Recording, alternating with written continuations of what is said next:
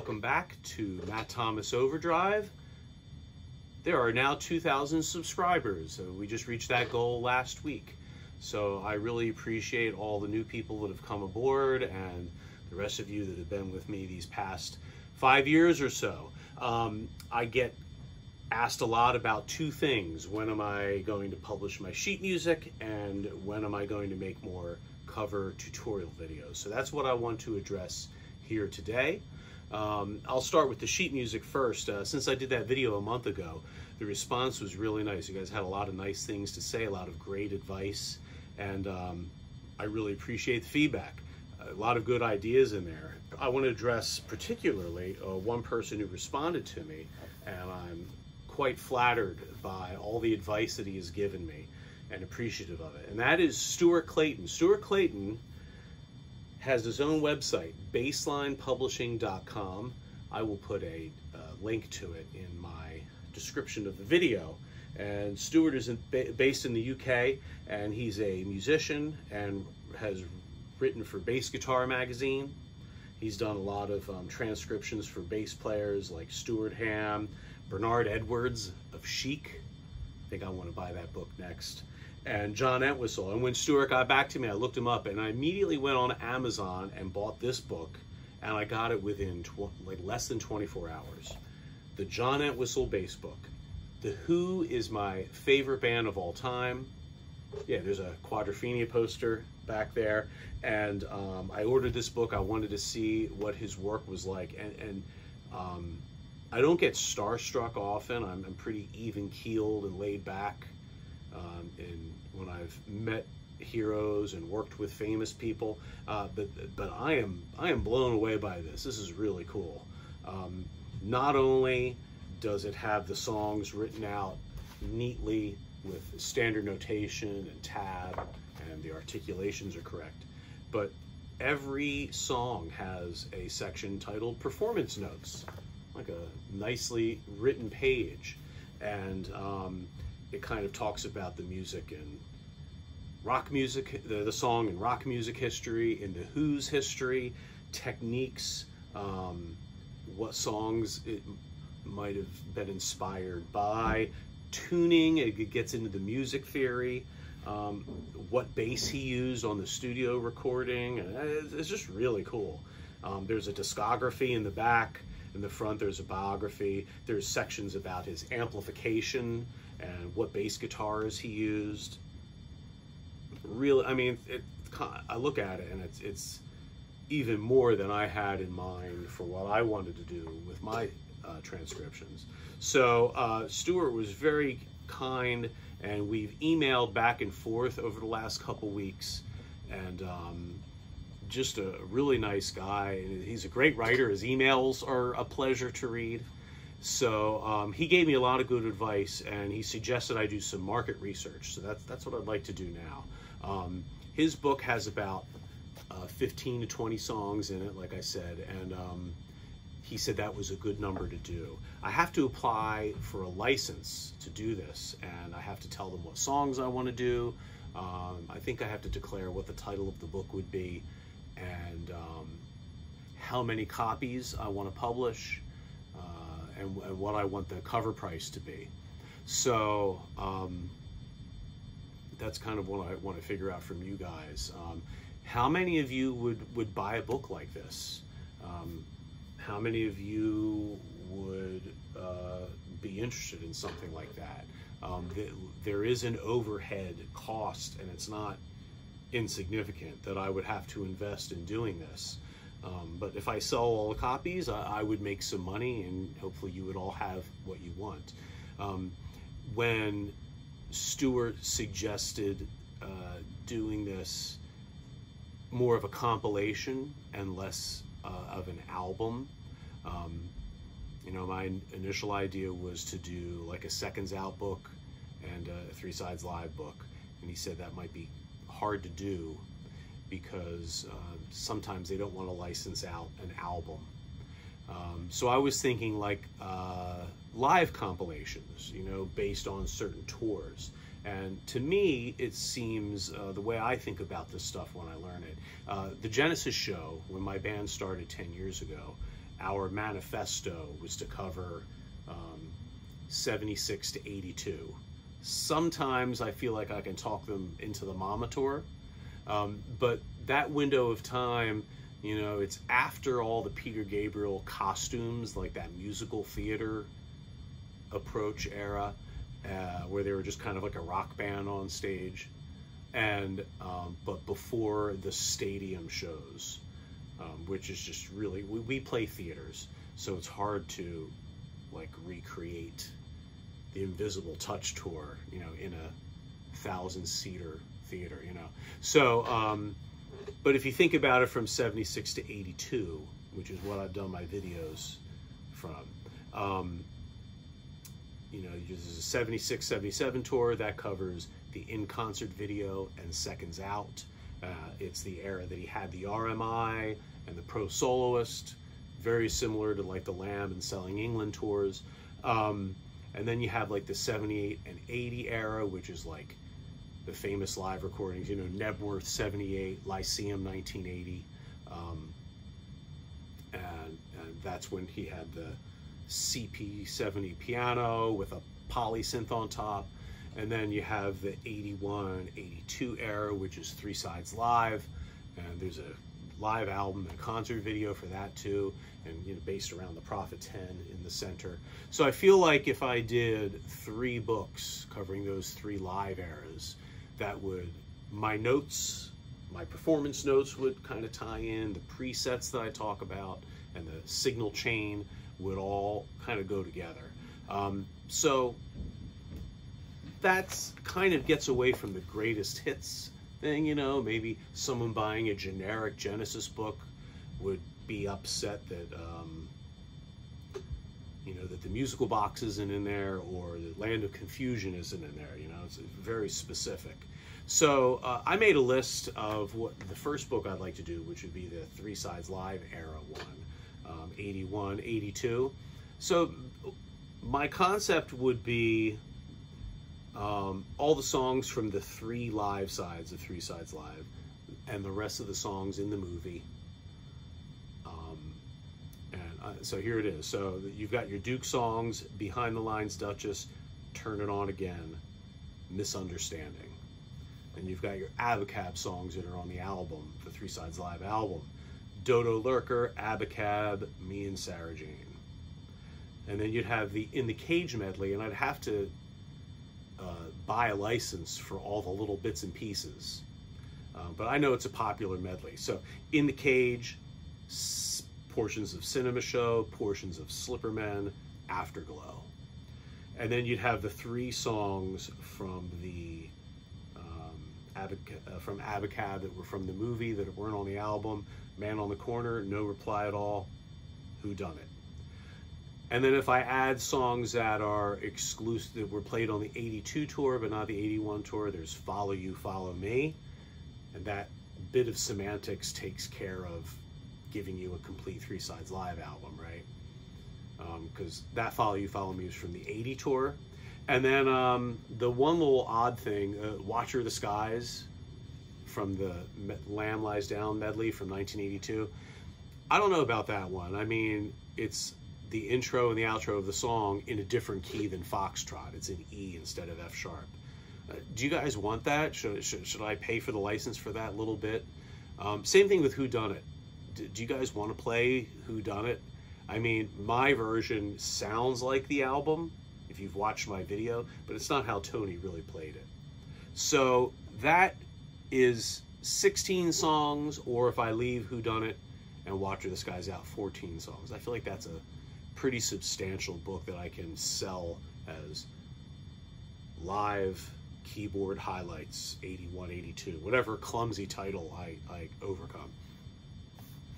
So I think that that's where I'm headed with this. And if you keep going with the other volumes, if I did a 78, 80 volume, maybe that wouldn't sell, but it would have ripples in it, which everyone wants to buy. So not only would it have ripples, but all those, the rest of the Duke songs, like Duke's Travels, Duke's End, Guide Vocal, You would get you some of the, and then there were 3 songs that they did a lot in that era: Deep in the Mother Lode, Lady Lies, Burning Rope. One for the Vine would be probably good for that book, the 3 sides live version. A Fountain of Salmacis from the '78 tour. So that's kind of an oddball collection. I don't know. But it would be a good place to put Ripples and get people some of those other deeper Tony Banks cuts. And then the '76, '77, that has a lot. I mean, that's seconds out. The songs that were only done on the '76 tour when Phil was the lead vocalist. That might have to be 2 different books because of the length of the songs, like the full cinema show with the guitar parts, full Supper's Ready. So maybe a minimum of 4 books. And who knows, maybe I could take some of those Gabriel era classics and put them on, you know, in those 80s books that I was talking about. But that's kind of what I'm thinking.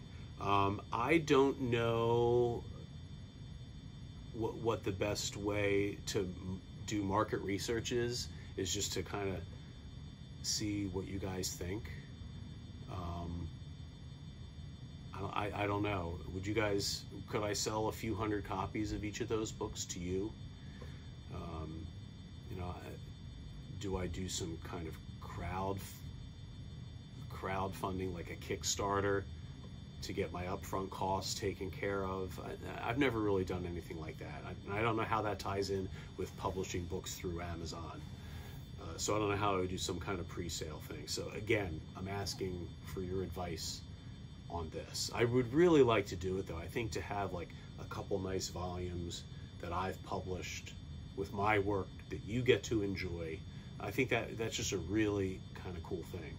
I know a lot of you don't read music per se, but maybe you would like it in your collection if I talk about the sound design kind of thing. So there's that. Second thing is about getting back to making my cover videos. You know, if you look at the history of this channel, I did a lot of stuff during COVID, and then my band in the years since has played those tours, right? We did a 3 sides live tour coming back from COVID, and then we did the 2 years of the Duke tour. We did the American leg for a year, and then we did the Lyceum set list. We just finished that this June. So, and now we're getting ready to do the '76 tour. So I kind of left off doing 77 videos because that'll be the tour we go back to, hopefully in a year's time. But that means I never did videos for Supper's Ready or for the 5th. And a lot of you have been asking me about that. And the truth is, I kind of finally, now with the deadline of rehearsals looming, I finally sat down and revised my charts for those songs. What was really holding me back from making anything public that you could analyze on YouTube were the chord inversions of the organ parts. Now that's always the hardest thing to do. You know, sometimes on some recordings you hear a 7th that you maybe didn't hear on seconds out, or knowing the drawbar and the presets of the Hammond and which manual he played them on. Suddenly that unlocks another voice maybe that he was playing. So my iMac that I've used for years is an Intel-based iMac, so whatever version of Logic is on there, it's kind of been stuck on it. But what someone told me was that an update to Logic for the Silicon machines is something called stem separator. I don't know, there's a new feature in Logic, and I got my Mac Mini that I use for live use on stage. I imported some songs into that Logic, and I was able to do it. And what it does is it separates any stereo file into 4 tracks: bass, drums, vocals, and everything else. So the stuff that I do falls in everything else, and the guitars are mixed in there. It's kind of funny. AI does not know how to deal with Genesis. You know, like there's guitars playing keyboard lines and basses playing guitar line, you know, so you hear things disappear and creep it. It's an interesting experiment. But my skills that I've learned And in the years since, and just listening to more different live recordings and using that stem separator, I finally got a grip on Firth the Fifth and Supper's Ready, the organ accompaniment. So I'm going to be rehearsing that on my own and with my band in the next couple months as we do the tour. And I think I'll be in a place to make videos for you finally. I like to not set up cameras in my upstairs room where I have the Hammond. It's with my dogs and everything. It's a nightmare. So hopefully I've earned my cred doing it on a real Hammond. I think those videos I'll do in my basement studio here with the overhead camera, but with my live rig. I think maybe a lot of you would enjoy seeing what I would actually be bringing on stage, even though some of it's digital as opposed to analog. So not only would I like to do those two long songs, I'd like to revisit some songs that have wrong inversions in them, which I know because you've told me, or I've discovered more listening to different versions. Those songs, Dance on a Volcano, Los Endos, and Lamb Lies Down on Broadway in particular, there's a couple chords that are off. And those were the first songs I charted 10 years ago, before I even had Logic. And I probably just rushed to make those videos because people were asking for them. And now they've been out there for years and they have wrong things in them. So I'd like to return and revisit those too, probably with the same setup. So there it is. Those are my plans. I'd like to some more things I'd like to do before I leave. Now that we have a different rehearsal studio set up for the Genesis show, I'd like to interview those guys for you and do some rig rundowns. I mean, the equipment that we have for this 76 tour is ridiculous, and a lot of analog stuff. You guys are going to love it. I'd like to look into doing a ticketed live stream of the Genesis show. I know there's a lot of you that will never get to see us because you live on another continent. Let me know if you're interested, if that's something you would pay for. I say pay for it because we have a lot of people to pay in the infrastructure, the crew, you know, finding a space to do it, audio, video, recording and capturing. So see if we could pull that off. That would be fun. I've got a live video that I've been working on for the Duke Suite.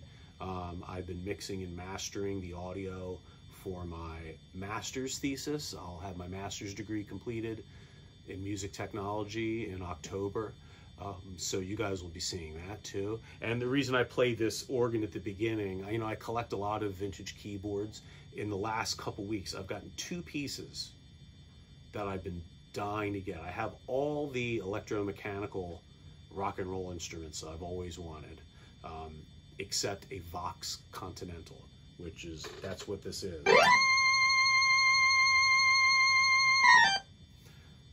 Guess what song that was. So I got this yesterday. This is a Continental Baroque. So it has the bottom manual is a standard Vox Continental that you have heard on the Doors and Zombies and Beatles recordings. And then the upper manual is like presets. Like here's a harpsichord sound, you know. All right, you've got cimbalom, whatever this is. Oops.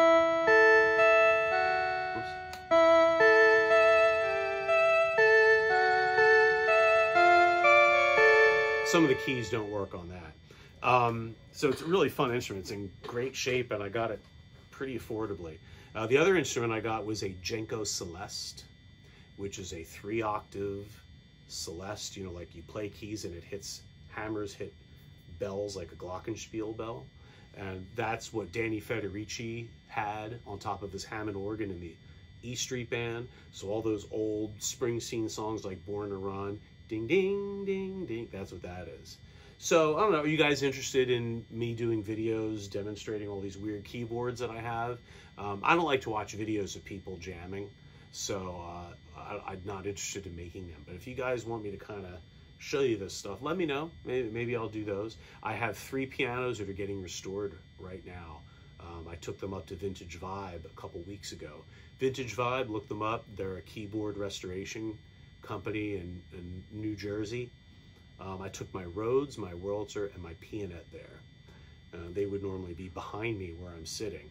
And so once I get those back, it's going to be like just about every piece of vintage gear I have will be working perfectly. So, you know, maybe I'll do some demos of that. I don't know if you're interested or not. But yeah, that's what I'm thinking. Now that I have 2,000 subscribers, I feel like I owe you guys some more stuff. So let me know what you think about content you want to see from the Genesis show, and in terms of keyboards, you know, let me know if that's something I should pursue. But mainly, please give me your feedback. Are you interested in buying a couple volumes of transcriptions in a hard paperback form? Thanks.